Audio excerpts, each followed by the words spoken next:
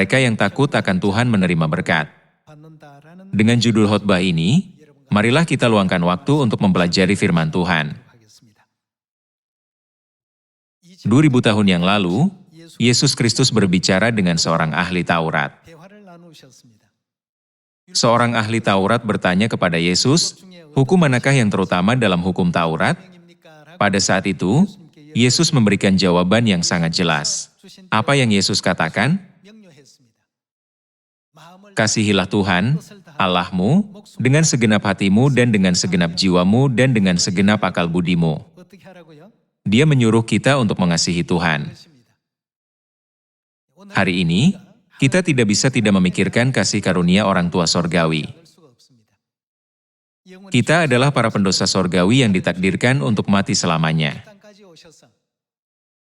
Tuhan telah datang ke bumi ini, merobek dagingnya, menumpahkan darahnya di atas salib, dan menanggung segala penderitaan menggantikan kita. Jadi, ketika berpikir sekali lagi tentang kehidupan Bapa Sorgawi dan Ibu Sorgawi, kita menyadari bahwa jika kita benar-benar memahami semua hukum, kita tidak bisa tidak mengasihi Tuhan. Kasihilah Tuhan, Allahmu, dengan segenap hatimu, dan dengan segenap jiwamu, dan dengan segenap akal budimu. Kita dapat mengatakan bahwa hukum mengandung semua aspek tersebut. Mereka yang tidak mengetahui prinsip ini mungkin berpikir, hukum Taurat hanya mengacu pada suatu tanggal atau upacara. Tetapi apa yang Alkitab katakan tentang kasih dalam kaitannya dengan hukum Taurat? Dikatakan, kasih adalah penggenapan hukum Taurat. Kita harus mengasihi dan menghormati Bapa dan Ibu kita. Tuhan secara diam-diam menuntun kita, anak-anaknya, di jalan Injil dengan kesabaran dan kasih yang tak ada habisnya. Inilah sebabnya mengapa Yesus memberikan jawaban yang sangat jelas untuk pertanyaan yang diajukan oleh ahli Taurat. Kasihilah Tuhan, Allahmu, dengan segenap hatimu, dan dengan segenap jiwamu, dan dengan segenap akal budimu. Itulah hukum yang terutama dan yang pertama. Inilah yang Dia katakan. Hari ini, kita tidak bisa tidak merenungkan seberapa besar kita telah mengasihi Tuhan saat berjalan di jalan iman. Tuhan sendiri menanggung semua beban anak-anaknya di seluruh dunia dan diam-diam berjalan di jalan Injil.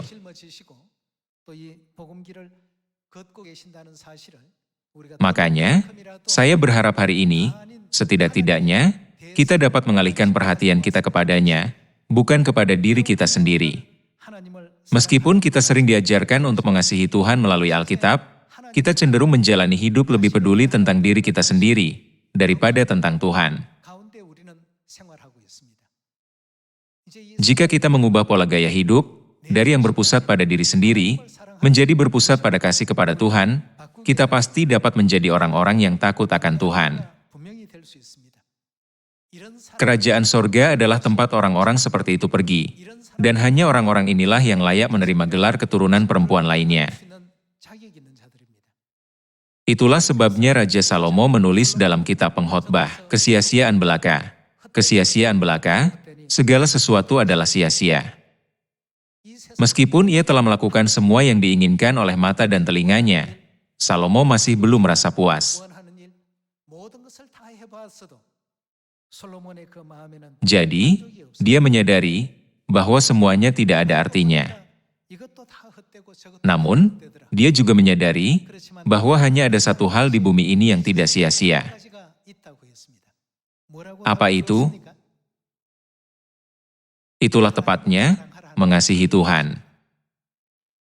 Tepatnya, dalam kitab pengkhotbah ada tertulis takut akan Tuhan. Namun, takut akan Tuhan tidak bisa datang dari tempat yang tidak mengasihi Tuhan. Kitab pengkhotbah mengajar kita bahwa meskipun segala sesuatu di dunia ini mungkin sia-sia, menghormati Bapa dan mengasihi Ibu adalah satu-satunya tugas yang harus kita junjung tinggi sepanjang hidup.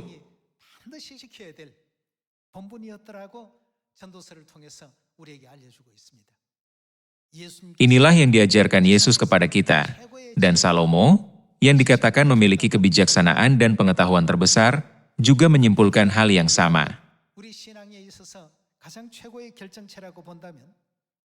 Jika kita hendak menyimpulkan tujuan akhir dari iman kita dapat mengatakan bahwa segala sesuatu berujung pada mengasihi Bapa dan Ibu, yaitu mengasihi orang tua sorgawi kita. Mari kita lihat kitab Matius pasal 22.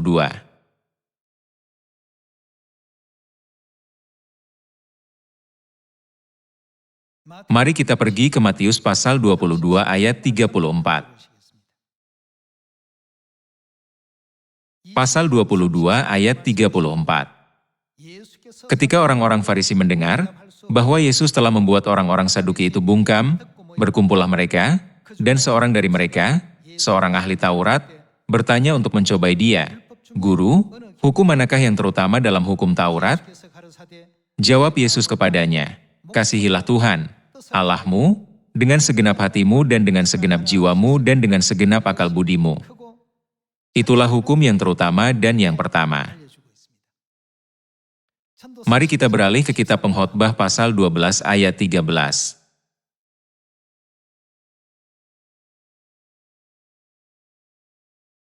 Akhir kata dari segala yang didengar ialah, takutlah akan Allah dan berpeganglah pada perintah-perintahnya, karena ini, apa itu?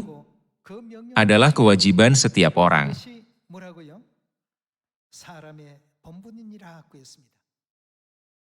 Alkitab bahasa Inggris menggambarkannya sebagai tugas yang harus dilakukan umat manusia selama hidup mereka. Alkitab mengajarkan kepada kita bahwa tugas ini adalah tugas yang paling penting dan tanda tugas yang harus kita penuhi selama hidup di bumi ini.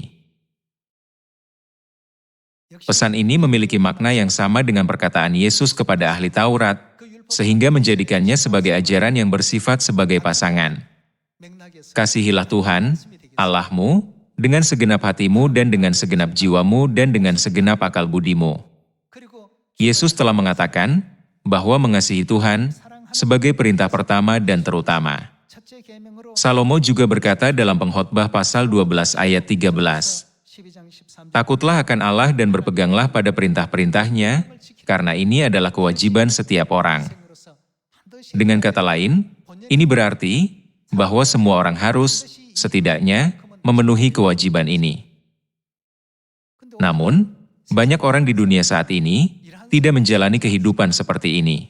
Terkadang, kita juga bahkan melupakan kasih karunia Tuhan dan menjadi sibuk dengan kesulitan, rintangan, atau hambatan kecil yang ada di hadapan kita saat kita menghadapi cobaan yang berat.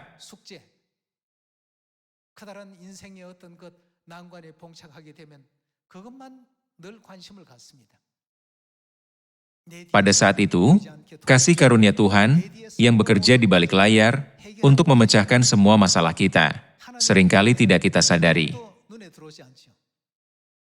Saya berpikir kita masing-masing memiliki masalah sendiri, tetapi janganlah kita berfokus pada masalah tersebut, melainkan renungkanlah sekali lagi, bagaimana Bapa dan Ibu telah dengan selamat membimbing kita ke jalan kerajaan sorga, memecahkan semua masalah ini di sepanjang jalan.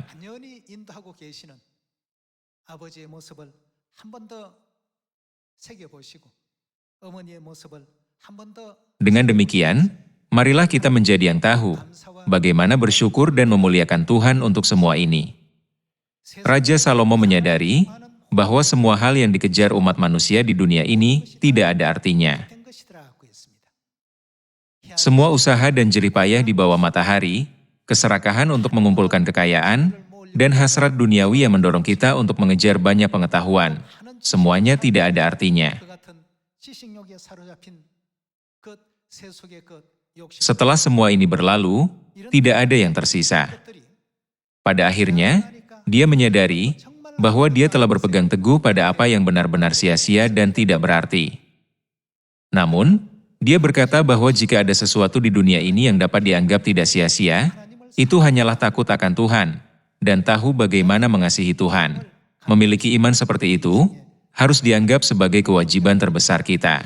Yesus juga mengajar kita bahwa perintah pertama dan terutama yang telah diberikan kepada kita adalah mengasihi Tuhan.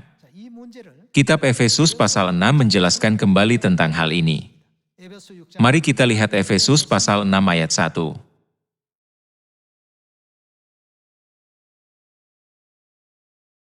Efesus pasal 6 ayat 1. Hai anak-anak, taatilah orang tuamu di dalam Tuhan, karena haruslah demikian. Hormatilah ayahmu dan ibumu. Ini adalah suatu perintah yang penting, seperti yang nyata dari janji ini, supaya kamu berbahagia dan panjang umurmu di bumi. Sudah sewajarnya, kita juga harus menghormati orang tua jasmani kita. Karena hal-hal di bumi ini adalah salinan dan bayangan dari hal-hal sorgawi. Sama seperti kita menghormati orang tua duniawi kita dengan baik, bagaimana dengan orang tua sorgawi kita? Kita tidak boleh melupakan kasih karunia-Nya. Kita perlu memahami kehidupan rohani yang telah Tuhan jalani untuk kita sampai hari ini, dan mengapa Dia menanggung rasa sakit saat disalibkan di atas salib untuk kita. Karena berbagai peristiwa di dunia ini, kita sering melupakan hal-hal ini.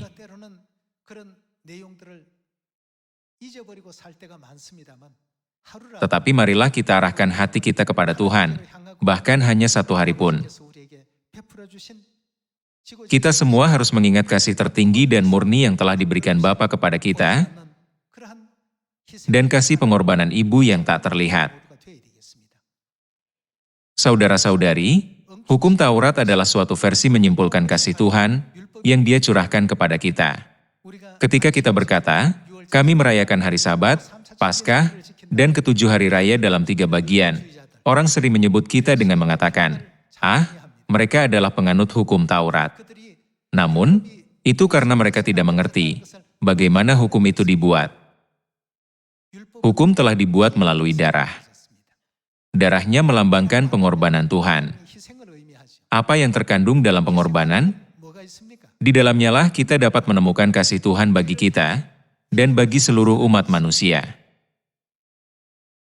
Dalam Perjanjian Lama, semua binatang yang digunakan untuk korban penghapus dosa, korban pendamaian, dan korban bakaran melambangkan Bapa dan Ibu, bukan?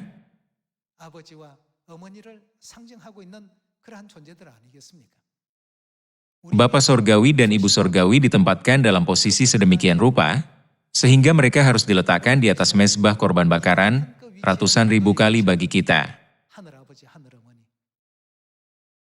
Melalui proses inilah, mereka dapat mendirikan perjanjian baru. Dan dengan munculnya perjanjian baru, mereka membuka jalan untuk menebus dosa-dosa kita. Oleh karena itu, tidak ada satupun manusia yang boleh meremehkan anugerah penebusan Tuhan yang sangat besar. Ini bukanlah sesuatu yang dibuat dengan mudah. Hari ini, ketika kita merenungkan hal ini, marilah kita pertimbangkan semua hukum kehidupan Tuhan di seluruh 66 kitab dalam Alkitab yang telah diberikan Bapa dan Ibu kepada kita. Pada akhirnya, melalui kasih dan pengorbanan Bapa dan Ibu, hukum perjanjian lama ditetapkan. Tuhan melihat bahwa hukum perjanjian lama saja tidak cukup, dan dengan demikian, Dia kemudian menetapkan hukum perjanjian baru, memberi kita hukum kebenaran yang sempurna. Ketika Yesus ditanya, hukum manakah yang terutama dalam hukum Taurat? Yesus menyimpulkan keseluruhan hukum Taurat dengan satu kalimat. Kasihilah Tuhan, Allahmu. Mari kita pastikan hal ini melalui kitab Ulangan pasal 4. Ulangan pasal 4. Mari kita lihat Ulangan pasal 4 ayat 9. Pasal 4 ayat 9. Tetapi waspadalah dan berhati-hatilah, supaya jangan engkau melupakan hal-hal yang dilihat oleh matamu sendiri itu, dan supaya jangan semuanya itu hilang dari ingatanmu seumur hidupmu. Beritahukanlah kepada anak-anakmu dan kepada cucu cicitmu semuanya itu. Ayat 10. Yakni hari itu ketika engkau berdiri di hadapan Tuhan, Allahmu, di Horeb, waktu Tuhan berfirman kepadaku, suruhlah bangsa itu berkumpul kepadaku, maka aku akan memberi mereka mendengar. Apa yang akan Dia memberi mereka? Aku akan memberi mereka mendengar segala perkataanku, yaitu perkataan Tuhan. Sehingga mereka takut kepadaku selama mereka hidup di muka bumi dan mengajarkan demikian kepada anak-anak mereka. Manusia tidak tahu mengapa mereka datang ke bumi ini, dan juga tidak mengerti upacara persembahan untuk pengampunan dosa. Mereka hanya berpikir bahwa seekor anak domba harus dikorbankan di pagi hari dan dipersembahkan sebagai korban bakaran tetap, dan di sore hari, seekor anak domba lainnya harus dikorbankan sebagai korban bakaran tetap untuk Tuhan. Kita harus memahami dengan jelas makna di balik peraturan ini dan apa yang ingin Tuhan ajarkan kepada umat manusia. Jika kita memahami sepenuhnya inti hukum Tuhan dari Perjanjian Lama dan Perjanjian Baru, dan benar-benar memahami inti kebenaran, maka kita dapat sepenuhnya memahami mengapa Yesus berkata, "Kasihilah Tuhan, Allahmu, dengan segenap hatimu dan dengan segenap jiwamu, dan dengan segenap akal budimu." Itulah hukum yang terutama dan yang pertama. Ini adalah kebenaran. Mungkin beberapa anggota keluarga Sion yang terkasih mungkin berpikir, pada hari ketujuh, hari Sabat, kita hanya datang ke gereja, menyanyikan nyanyian baru, mendengarkan khotbah, dan berdoa, kemudian semuanya selesai. Secara aturan teknis, peraturan ibadah memang seperti itu. Namun, masalahnya adalah apa yang membuat ibadah ini dilakukan dengan cara tersebut. Hal ini tidak terjadi dengan sendirinya. Meskipun mungkin mudah bagi kita untuk memeliharanya, tetapi Tuhan tidak menciptakan hari Sabat dengan mudah dalam arti rohani. Selama ribuan tahun, ada korban bakaran pada hari Sabat, di pagi dan sore hari. Pada zaman hukum Musa saja, hukum ini dipelihara selama 1.500 tahun. Setelah Tuhan menderita kesakitan yang menyebabkan kematiannya, apa sebenarnya yang dikaruniakan kepada kita? Perjanjian yang baru itulah yang dikaruniakan. Lalu, siapakah yang dilambangkan dan diwakili oleh pengorbanan hewan pada hari Sabat?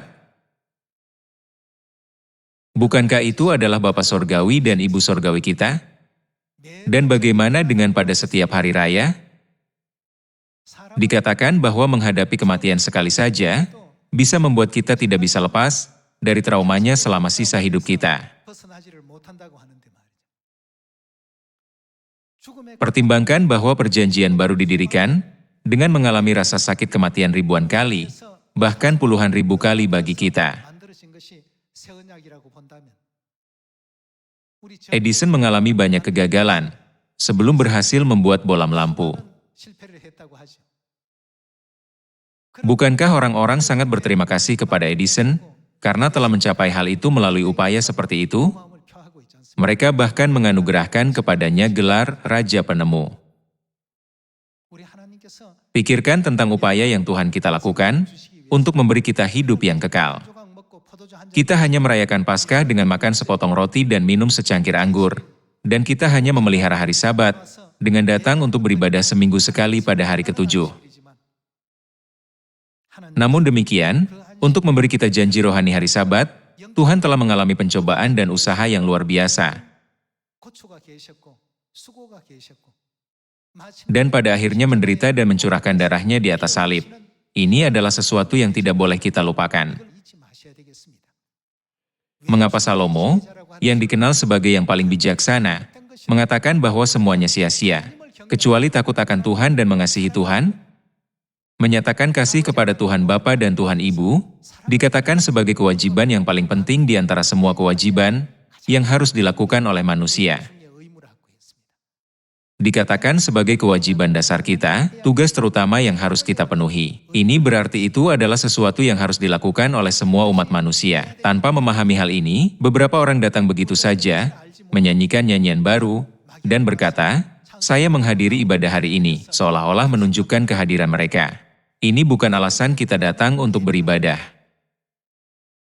Jika kita melihat maknanya secara lebih dalam, melalui ibadahlah, kita dapat menyatakan, "Saya mengasihi Tuhan." Kita berkumpul di sini untuk kembali memikirkan semua dosa-dosa kita di masa lalu, dan merenungkan betapa besar pengorbanan Bapa dan penderitaan Ibu, hingga dosa-dosa kita diampuni, untuk mengingatkan diri kita akan hal ini. Kita harus memanjatkan syukur, kemuliaan, dan pujian kekal kepada Bapa dan Ibu Sorgawi yang telah mengubah jalan kita dari neraka kekal ke kerajaan sorga yang kekal, dan mengubah masa depan kita yang telah ditentukan. Itulah sebabnya dalam kitab Ulangan, ada tertulis bahwa kita harus mengajarkan bagaimana takut akan Tuhan kepada anak-anak kita dan kepada anak cucu cicit kita semuanya itu. Jika anak-anak tidak dapat memahami kebenaran yang dalam ini, setidaknya kita harus mulai dengan mengajar mereka fakta bahwa kita harus memelihara hari Sabat dan Paskah, seperti yang diperintahkan oleh Tuhan. Karena itu, hari Sabat adalah waktu bagi kita untuk mengungkapkan rasa syukur kita. Melalui penyembahan kepada Tuhan, marilah kita semua datang ke Sion dan berkata, Bapa dan Ibu, apakah Engkau menanggung begitu banyak rasa sakit dan penderitaan untuk menegakkan kebenaran perjanjian baru bagi keselamatan kita? Apakah Engkau menjalani semua penderitaan ini?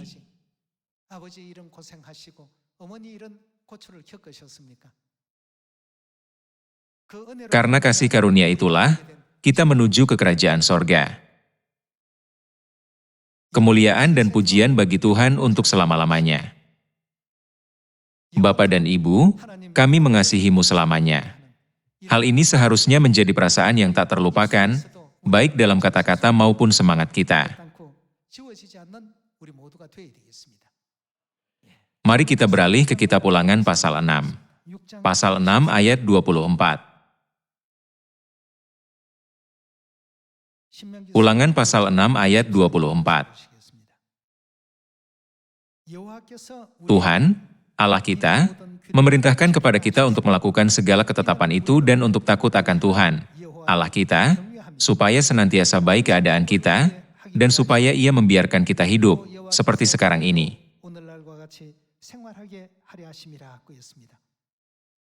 Alasan Tuhan memerintahkan kita untuk melakukan semua ketetapan ini adalah untuk membuat kita takut akan Tuhan, dan takut akan Tuhan juga dapat dipahami dengan makna lain, yaitu mengasihi Tuhan.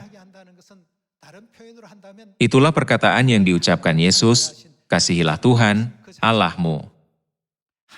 Dikatakan bahwa hal ini dilakukan agar kita dapat selalu diberkati karena mengasihi Tuhan. Karena orang-orang di dunia tidak mengetahui hal ini, mereka hanya berkata, apa bedanya Sabtu dan Minggu? Bagaimanapun juga, kita semua menyembah Tuhan. Di dalam perintah-perintah Tuhan, ada darahnya yang penuh semangat, pengorbanannya yang penuh kasih, kasih Tuhan yang penuh semangat, sesuatu yang tidak mereka ketahui. Oleh karena itu, apa sebenarnya yang harus kita lakukan dengan hari itu? Dia berkata untuk mengingatnya. Kita, sebagai anak-anak sorgawi, tidak boleh melupakan firman yang sungguh-sungguh yang Dia karuniakan kepada kita, untuk mengingat hari itu dan tidak melupakannya. Jadi, dimanapun dan kapanpun kita berada, atau apapun yang sedang kita lakukan, kita tidak boleh melupakan perintah-perintah Tuhan. Itu sama saja dengan melupakan kasih Tuhan. Karena alasan ini, apa yang Tuhan lakukan kepada mereka yang melupakan perintah Paskah, orang itu harus dilenyapkan dari antara orang-orang sebangsanya. Orang sering berpikir, dalam hidup ini ada kalanya kita melewatkan hari raya Tuhan.